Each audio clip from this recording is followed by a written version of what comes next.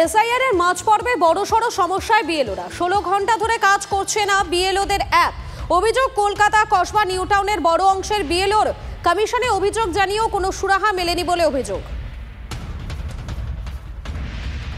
আমি সরাসরি জানতে চাইবো আপনাদের যে অ্যাপ বিএলও অ্যাপ প্রায় 16 ঘন্টা ধরে কাজ করছে না, কি বলবেন?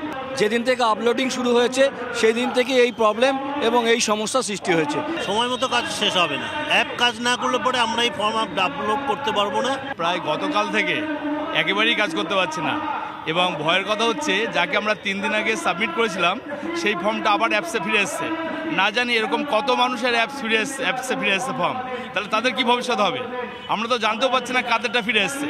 যে সমস্ত সচেতন ভোটার চেক করে জানাচ্ছে তাদেরটা ফিরে এসছে, তাদেরটা চেক করে যাচ্ছে। ওনারা বলছেন এই ব্যাপারে আমরা দিল্লির যে টেকনিক্যাল অ্যাসিস্ট্যান্ট আছে তাদেরকে জানিয়েছেন, এর থেকে বেশি ওনাদের কিছু বলার নেই। ম্যাক্সিমাম ধরলে পর আমরা যখন স্ক্যান করছি নো রেকর্ড ফাউন্ড দেখাচ্ছে, নো রেকর্ড ফাউন্ড দেখালে পরে আমাদের কিচ্ছু করার থাকবে না। অ্যাপসটা সেক্ষেত্রে কি 25 তারিখের মধ্যে করতে পারবেন কমপ্লিট? কখনোই সম্ভব নয়। এটা কীভাবে সম্ভব বলুন, যদি আমরা আপলোড না করতে পারি। ডেডলাইনটা নির্বাচন কমিশন তো পরিকল্পিতভাবে দেননি, এটা তো ঠিক সময় নয়।